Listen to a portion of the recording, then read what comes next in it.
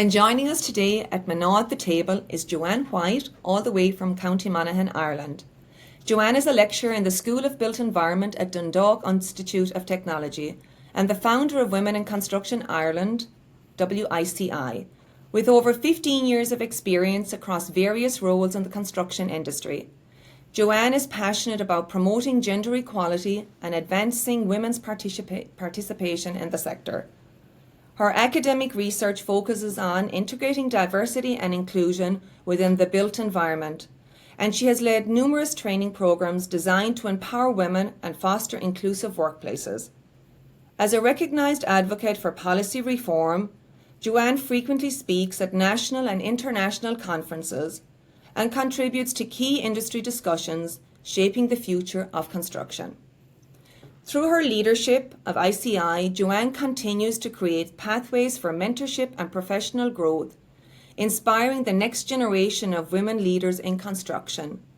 A proud mammy to 2 young children, she understands firsthand the challenges women face in balancing career ambitions with family life in a demanding industry. Joanne, welcome. Céad míle fáilte. Thanks, Martina. Can I get you to follow me around and just do that introduction everywhere, please? Because that makes me sound amazing. Okay. No, you are amazing, and we're thrilled to have you on today to talk a little bit about you, of course, and the industry, the construction industry. So we'll get right into it. We have a lot to talk about. So Joanne, you're new to our audience here in Boston and the US. So do you want to talk a little bit about yourself? Where all this began, and how you got into construction. Yeah, so as you said, my name is Joanne White.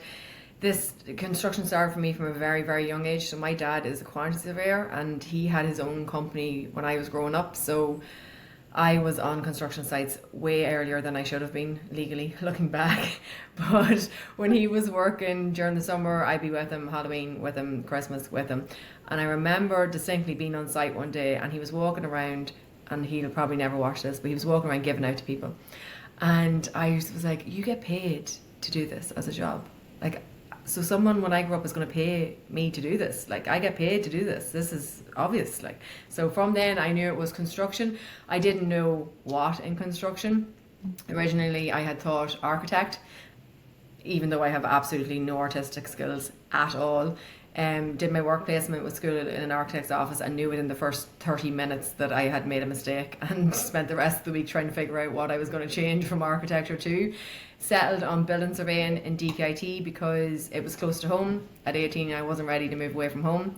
Did my undergrad in building surveying, came out in the middle of the worst recession Ireland has seen in decades, so it wasn't a job to be seen. Went and did my master's straight away in construction project management in Heriot Watt in Edinburgh. Still in the middle of recession, went to Australia for a while, worked over there, came home, got into the construction industry. Then when I came home, was working as a property manager down in Dublin for a few years, and then towards my late 20s got a job with a contractor closer to home in Louth, and I loved it.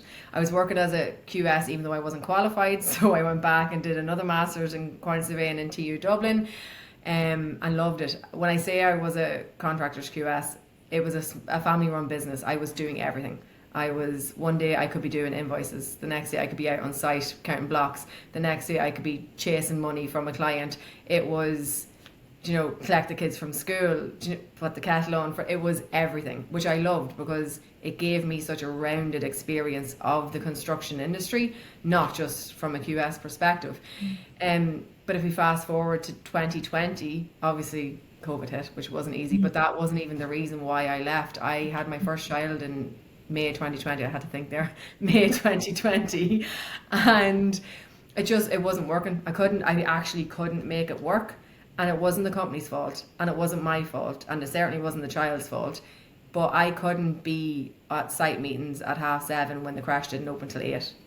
And when tenders were due, whereas I would have been staying on till 10 or 11 o'clock at night and working weekends and never really thought of it before I had her, all of a sudden I had this little human that needed minding, and I couldn't leave her by herself. So I wasn't able to do these extra hours that were needed to get the job done.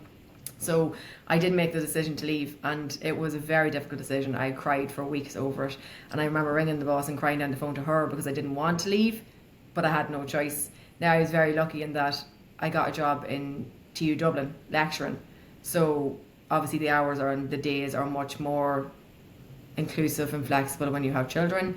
And I was able to keep my fingers in the construction pie. So I taught construction management and QS mostly. 3 weeks ago, roughly, I made the move to Dundalk Institute of Technology. So I lecture there. I have all of the first years, which is quite scary. So I have the construction management, QS, building surveying, and architectural students. But I think I'll be mostly involved in the QS modules. So they've just started, well, they're in their second year of their QS course. So I'll be in with the QSs. But through all of that, there was nobody or nowhere I could turn to when I was struggling being a woman in the industry. There was nobody that I knew was going through the same thing. There was nobody ever really spoke about it. So in April 2024, I decided to set up Women in Construction Ireland. And it came through a bit of Googling, if I'm honest. Like, we have, my brother moved to Canada, and they have the Canadian Association of Women in Construction, who are so active and so invested in supporting the women in construction over there. The American have the National Association of Women in Construction. I know there's one in the UK, but we didn't really have anything here. So that's why it was set up on a wish and a prayer that it might help somebody that's in my position going forward, or it might even mean that the woman doesn't have to leave the industry. Is there some way we can work around it? So that's why it was set up. That was a very long-winded way of saying that's why it was set up. And I want to say too, one of our board members, Trina Hayes, she's in your industry, and she's a senior VP at WT, and she's a QS as well. So we're very passionate about the construction industry and supporting women. So you're in this industry, you absolutely loved it, Joanne. Wasn't working, new baby, all of that, and then that was the catalyst for setting up WICI. So just tell us a little bit about what your mission statement is and what you do. Yes, so when I set it up, I wasn't really sure, to be honest. I just knew. You know how that goes here. I just wanted to help, and I didn't know how or what that looked like, but I just knew that something needed to be done. And it wasn't until we took on a board of advisors there recently. So I've had a strategic advisor for a while, Amy. She is honestly worth her weight in gold. And then we took on a board of advisors, which is women from across Ireland, across the industry, HR, admin, health and safety, structural engineer, civil engineer, a bit of everything. And they're helping me put my ideas into actual realistic initiatives. So in WICI, Women in Construction Ireland, we have a 3-year plan. And in our 3-year plan, we have 3 pillars that we're hoping to bring into life. We have already started, and it's up and running, our networking initiatives. So we have networking events throughout the country. So all of what we do is backed in research. So I have papers published on the area of being a woman in construction and the issues and challenges and concerns that women have. And one of them is a lack of peer support, a lack of role models, a lack of, a feeling of isolation. So the networking is to try and combat some of that. So we've had networking events in Dundalk, Dublin and Galway so far. Next year we're hoping to do Cork, the Midlands, maybe down in Wexford. We're trying to hit as many places as possible so that as many women as possible can come to these events. And it's not about progressing your career. It's literally just about meeting other women in the sector. I can't guarantee you if you're a civil engineer, you're going to meet another civil engineer, but you might meet an architect or a structural engineer or a site officer or whatever it is, somebody else in the industry who's going through the same things. So we had, I think, 40 or 50 at the last couple of events. Absolute great feedback. So we're working on our 2026 networking. That's one thing. The second thing is our mentoring. So it's going to be up and running in 2026. Again, keeps coming up time and time again. Lack of mentoring, a lack of sponsorship as the reasons why women aren't staying in the industry. There already are amazing mentoring schemes in Ireland, but there are still women who are falling through the cracks. So Engineers Ireland have one, the SCSI have one, but if you're not an engineer and if you're not a surveyor, or if you're not in a tier 1 company who does this themselves, there's a chance you might be falling through the cracks somewhere. So we're setting that up. It'll be up and running mid-2026. And the third thing is educational webinars. So we're doing 3 sets of webinars. One of each set will be aimed specifically at women. So the first one, for example, our first mini-series is going to be personal health. So one of them will look at menopause and menstrual leave and that sort of thing. But the other 2 in that mini-series will be general. So it'll be for male, female, whatever. It's information that anybody in the construction industry will benefit from. I really want to look at nutrition and exercise for people on site, as opposed to like I sit in an office all day. I'm not on site anymore. But if I was, surely there's something I should be doing maybe a little bit different than other people sitting in the office. So we're going to get experts in and guest speakers in to talk about those sort of things. So they're kind of the 3 pillars we're basing our next 3 years on. They're, in my head, they're the minimum we're going to do, put it that way. Now, the board might disagree with me and think I'm a bit optimistic, but in my head, they're the minimum we're going to do over the next 3 years. No, that's good. That's great, and it's good to have that vision and that strategic plan. I think it it keeps everybody accountable. Talk to me then. Is it a membership? I mean, so yeah, we have company members. So companies sign on as members and they get a whole range of things for their membership. It's not, it's €800. It's not a huge amount, but I am delighted that we're getting so many of the smaller companies buying into it as well. Who, €800 is a lot of money to some of these smaller companies, but they know that it's worth paying out the money. They get tickets to the networking events. They'll get first dibs on the mentoring, either as a mentor or as a mentee. They'll get first dibs on being involved in the educational webinars. When we get some of our other initiatives up and running, hopefully they'll have first dibs on that. So they get a lot. They do get a lot for their membership, and obviously then that money enables the company. It's a social enterprise. All the money is pumped back into the company. So all that money, membership coming in, it literally enables the company to keep running day to day as well. Right, and enables you to put on better programs and better support for the women. So are you seeing that you're making an impact, Joanne? I think so. I'd like to think so. We got the CIOB award there a couple of weeks ago, a recognition award for what we're doing and what I'm trying to achieve. So it was nice to be recognised. Just today it was announced that we're up for 2 more awards. Yes, I saw it, Trailblazer. The Trailblazer. Yes, finally. Well, congratulations. Thank you. And it's a TU Dublin initiative, and when it came out, I was still in TU Dublin, so I feel like a bit of a turncoat now, but it's lovely to get the recognition. And what's lovely is, for one of the awards nominations is based on the research that we're doing. And I'm far from a natural academic. Like, I'm QS, numbers is my thing. Yes. But I've been trying so hard. Like, it's a steep learning curve this last 5 years, but I've been trying so hard, and with the help of some very, very intelligent academics, we've managed to publish some amazing papers. And I've had so many calls just this morning actually on the next step, what we're going to look at next. And the next set of research is going to look at this leaky pipeline. Where, if women are staying, what's making them stay? And, by the same definition, if women are leaving, what's making them leave? What can we be doing as an industry to keep more women? Are we losing them hand over foot? Let's check. And if we are, what can we do about it to make them stay? So what supports maybe are missing, or what supports are there and are working really well that we can roll out across the industry? Well, the research is only, you do need the research, and it's only going to make the industry better and attract women to go into the industry.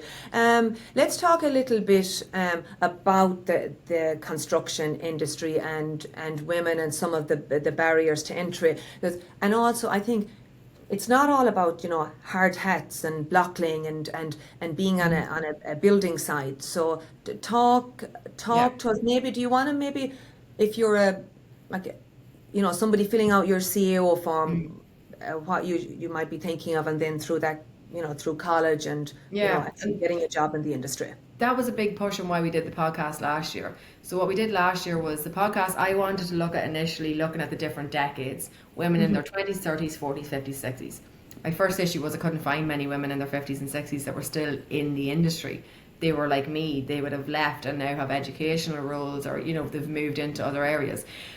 But funny enough, when we did it, I think there was 13 women involved, and the 13 women all had a different role in the construction industry, and that wasn't done on purpose.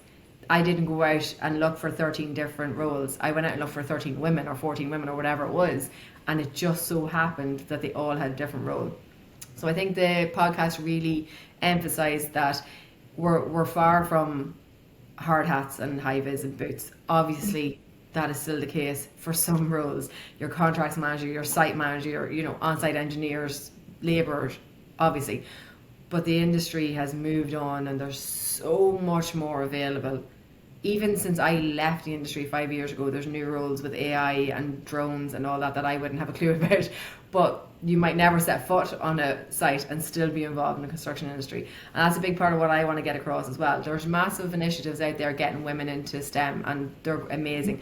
And I'd love to do my little part in trying to just show how broad the construction industry is. That it's not just builders. Like, even the house across the road here is being built from us at the minute, and I have my 5-year-old daughter being like, she now knows the difference between a block layer and a roofer. She knows the difference between an architect and a QS.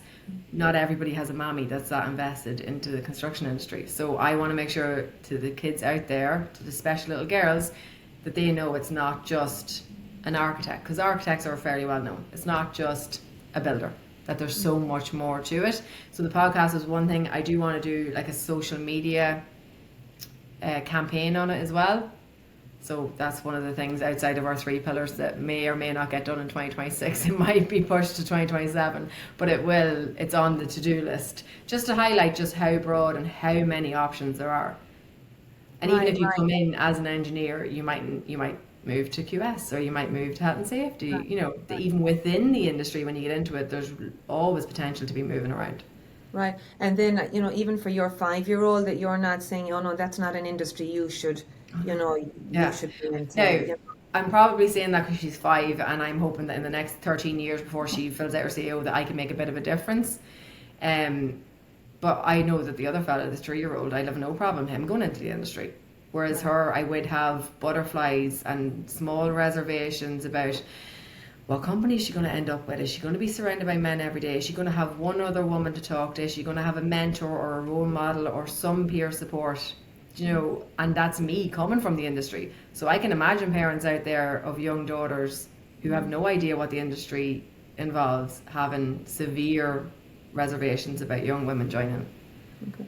So then and you mentioned about, we all know that it's such a male, dominant industry. So talk a little bit more to us, Joanne, about, what can, we hear all the time about, culture in companies. And so what can our male counterparts do to make it a more inclusive industry? And then, you referenced earlier, talking about, menopause, childcare. So how can our male counterparts, help and support? Yeah.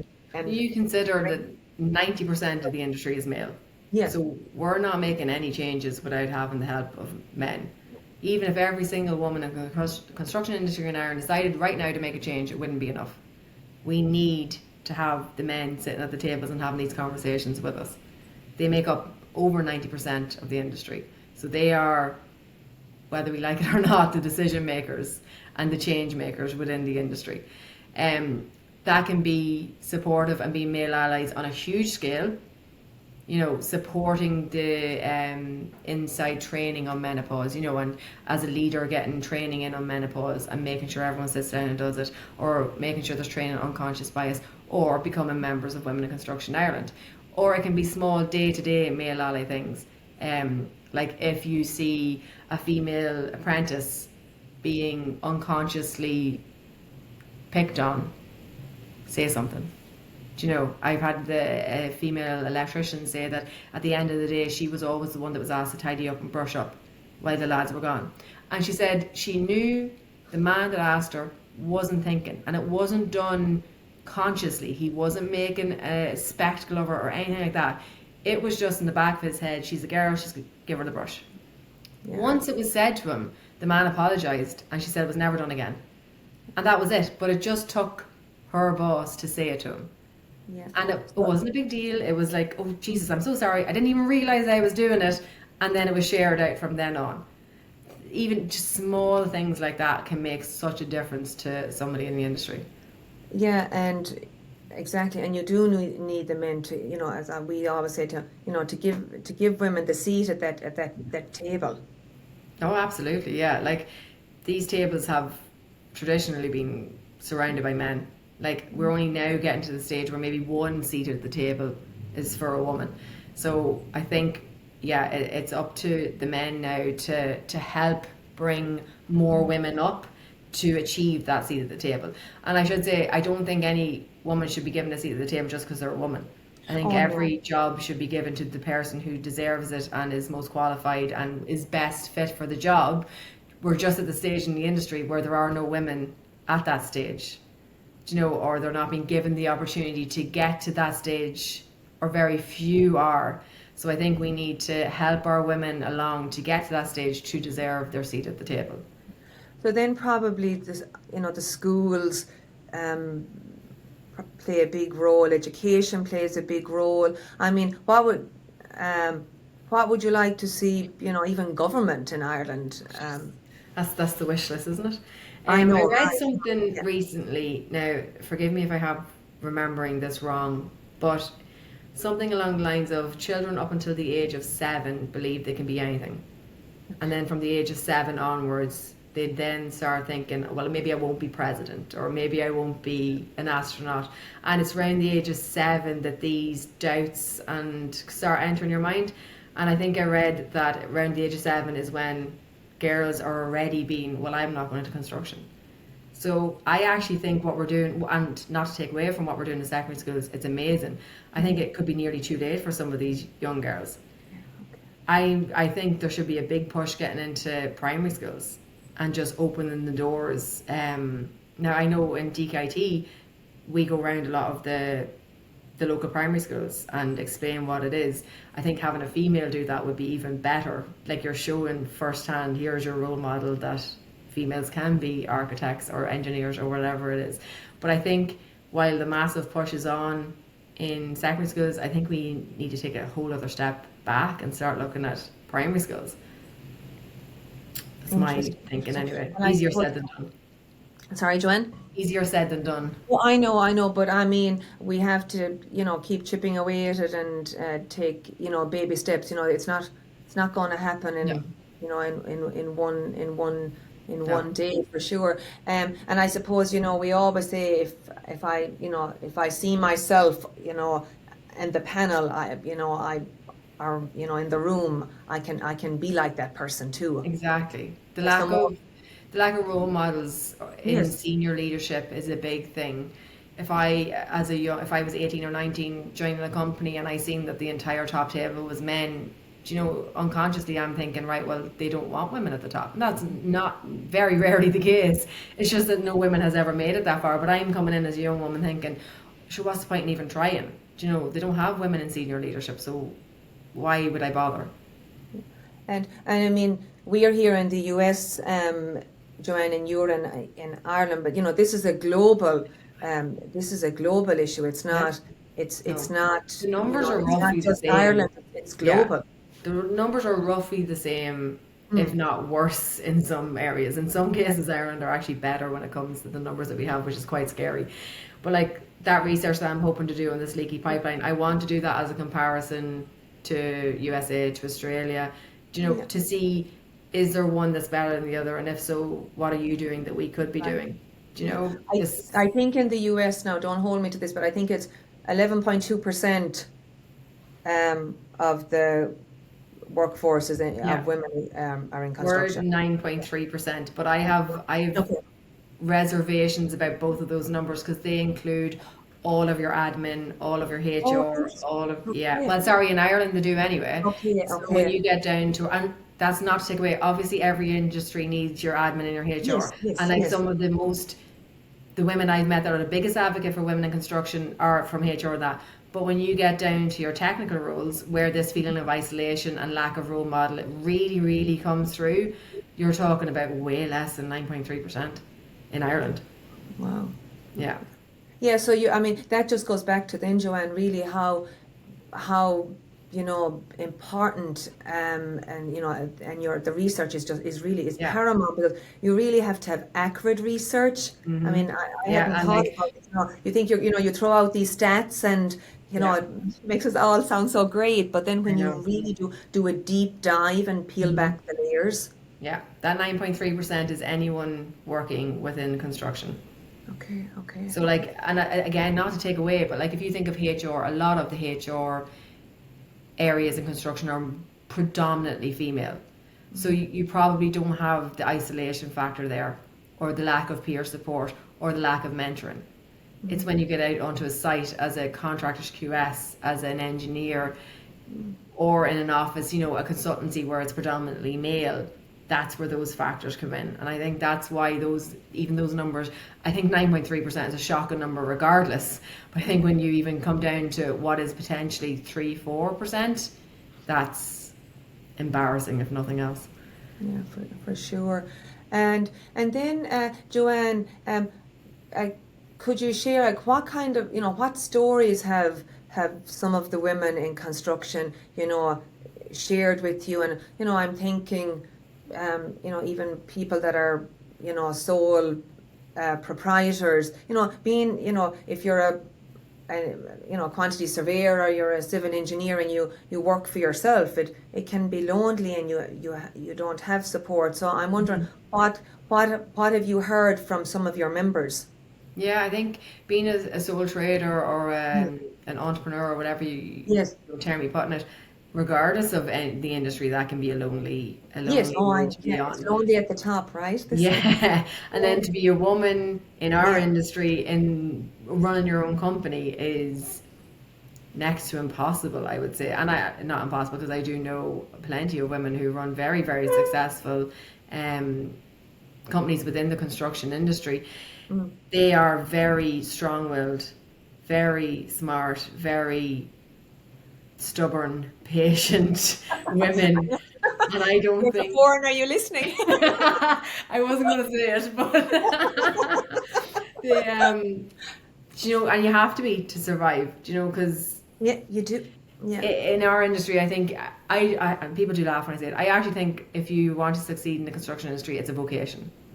yeah, And I think if you wanted just a job, 9 to 5 job to pay the bills, it can also be that. But if you want to be in it and succeed and make of it what it can offer you, it's a vocation, and you have to give what you want to take. So, right.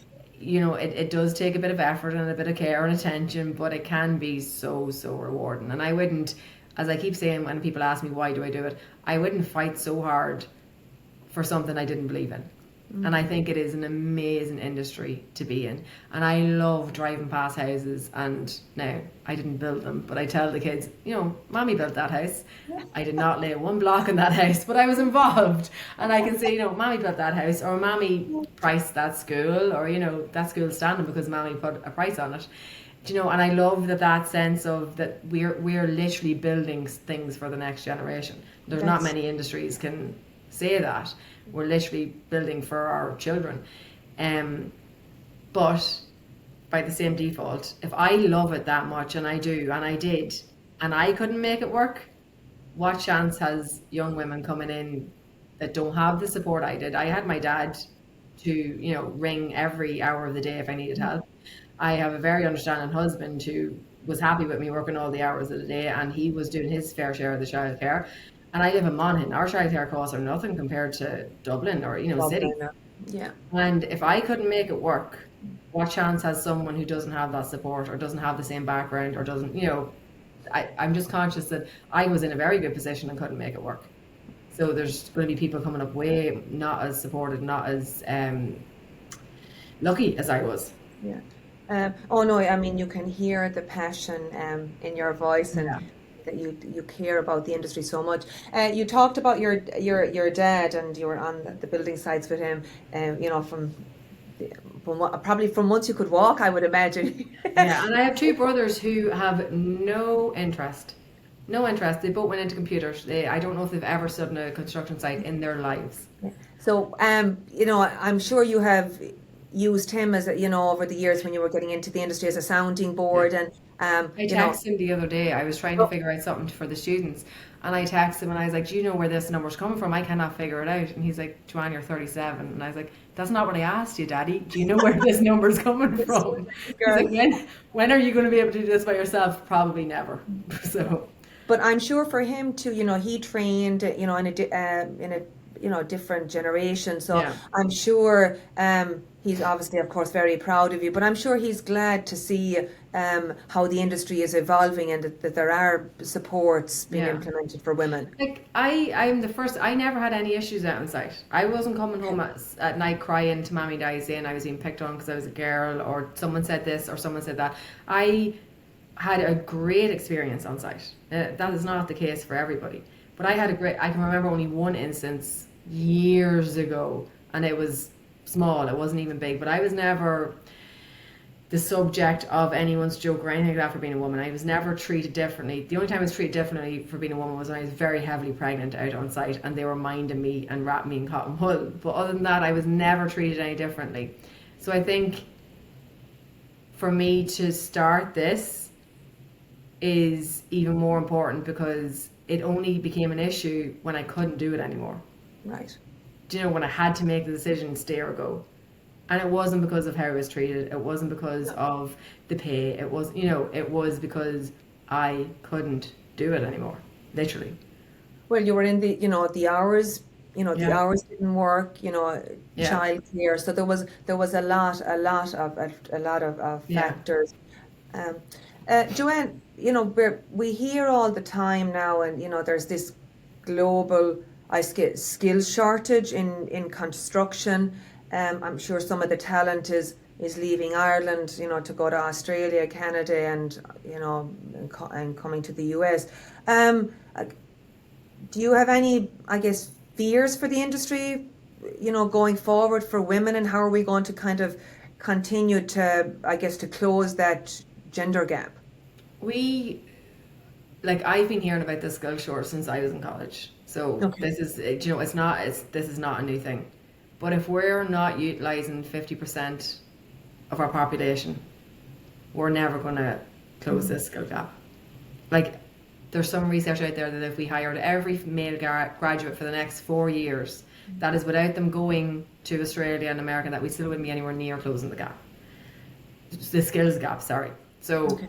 if we're not aiming this at our entire population, and if we're not creating an industry that is a suitable career choice for the entire population, that skills gap is never going to get anywhere near closed. The gender gap then is going to grow instead of get smaller. Because if as a woman, as a young girl coming through school, I don't see this as a good career choice by comparison to nursing, teaching, computers, whatever else, I'm not going to choose it. There's too many options out there now for young people Right. to start choosing a career that you don't like the sound of, or you don't hear good things about. So until we build an industry that is a really good career option for our young women coming up, we're not going to close the gender gap, and we're not going to close the skills gap until we make it a really good industry for everybody. Okay. So progress made, but a lot more Absolutely. And I to don't go. want to take away from the progress that's been made, because there has been some fabulous initiatives over the last couple of years. There really has. And even from when I started, it's a world of difference. Companies are taking on their own initiatives, setting up their own women's network, their own mentoring. It's amazing, but there is more to do. Yeah. No. The reason I think, the mentoring part, I mean, well, we are across every industry, but I mean, you just cannot really underestimate the power of mentoring. It makes Yeah. such a difference. I do wonder if when I was making these decisions, if I had a mentor that I could bounce ideas off. Or if I Right. could have a mentor who said to me, look, stick it out for 2 years, Mm. pay the extra childcare costs, and then but I didn't have anyone to talk to about that sort of thing. No, I mean, we talked to the career guidance Yeah. counselor. You went and you did the course, and then My if you career didn't guidance like, counselor told me to be a nurse, so right, good and job I didn't listen to her. That's that stubborn woman in the Yeah. construction industry coming out on you. And then, as you said, we did, and it was just, I suppose it was just the times we didn't have, anyone to talk. And nobody was talking about, you being a mentee, you being a mentor. It wasn't a thing. It wasn't a thing, No. but it is very much now, and Yeah. I'm glad. Um, we're almost getting to the end, but a couple of more questions for you. I was in Tralee for the Rosa Tralee Very this good. past August, and I mean, I think the whole construction industry got an unbelievable boost with the Yeah. Rose this year, right? Yes. Oh, she's such a Yeah. great advocate She's for. fabulous, isn't she? Oh, unbelievable. I've seen her speak at a few, well, Mm, online at a few different things, and she's just mm, such an amazing advocate for the industry and what young women can do and achieve in the industry. She's the best thing that happened in the industry in 2025 that I'm aware mm. of anyway. Oh, that's fabulous. But you know what also struck me, Joanne, was that you don't have to change yourself. That No. she said, I'm a girly. I Yeah. love to get my nails done. Go out Yeah. with her girlfriends, be all, dressed up. Mm. That, you just don't have to, Yeah. you can stay true to yourself and be who you Yeah. are. But there's even like we're gone past the stage of the physical heavy lifting now on site. Like health and safety won't allow us to lift reams of blocks or heavy boilers by ourselves. We're gone past the stage of a girl can't do this because she physically can't do it. There's like very few, if any, jobs are like that anymore. AI has taken away so many of the manual labor or machinery, and that there are none to my mind that a woman cannot physically do it. And yes, come with your nails done and your hair done, and as long as it doesn't cause an issue and it's not a health and Right. safety hazard, who Kind of cares? keep it pulled back, but isn't Yeah, it great? I mean, I think yeah, it's fantastic. yeah. By the same definition, I love being outside because I could rock up in my jumper and jeans and didn't have to make an effort. I Hey, love the days on site. whatever works. Tell me, AI. You've mentioned it a few times. There's probably not a. We probably would need days to talk about AI. But do you want to kind of give us the high level what you think about AI I probably construction? don't know enough about it to Okay. be, Okay. but now from my lecturing point of Yes. view, Yes. Yeah. this is my own personal lecturing point of view. It's here to stay. We may get used to it, whether we like it or not. And I think telling the students you're not allowed to use it full stop is a mistake because they will find a way to use it. So what I'm trying to do in my assessments is try and create it that they can use it as little as possible, make it as specific to them as possible. So, give me a survey of your house. Include photos of your house, measure your house, not a random building that they can put into AI. Now, I don't know enough about AI I'm Yeah. far from an expert. But like I use it every day. I use ChatGPT for something, reword Oh, I know. this, reply to this. So if I'm using it every day, far be it from me to tell a student not to use it. So I think we have to be creative in the ways that they can use it. So that's what I've been telling them anyway. But that's me, not DKT, Yeah. not you. That's just me. Oh yeah, no, and I'm no expert either, Joanne, but I mean I've been to talks here, and as you referenced, it is not going away, so we No. can't bury our head in the sand. So Yeah. we have to embrace it. Mhm. I think so. I think ignoring the problem is not going to make it go away. I think actually I'm not against moving away from these essay style answers anyway. These exam questions where you're learning off reams of information. So I think more real life assessment is needed. It's how we phrase the question and that they can use AI as little as possible. And I don't know. I don't have the perfect answer for that yet. Yeah, no, I mean lots more to be Yeah, researched around that absolutely. too. Yeah. Um, I can just imagine, and I'm thinking, when you go into everyone's house, do you be there? Oh, they should have put the window over there. They should have, If you they should have see put the door the there. house I'm So, living in now, what far do be your it from friends, what do me, your, far be it from me to judge anyone's house. No, no, we bought an old house and like we're doing it up bit by bit. So far be it from me. We're after getting tarmac and we're here 12 years or something. So but I'm sure your friends I probably would be ask the you for last advice to all the judge time. anyone's house. If anything, I'm in my own house going, why did they put that there? Why, Why is that a door, not a window, or whatever it is? But no, far be it from me. And if you've seen the state of my house, Jesus.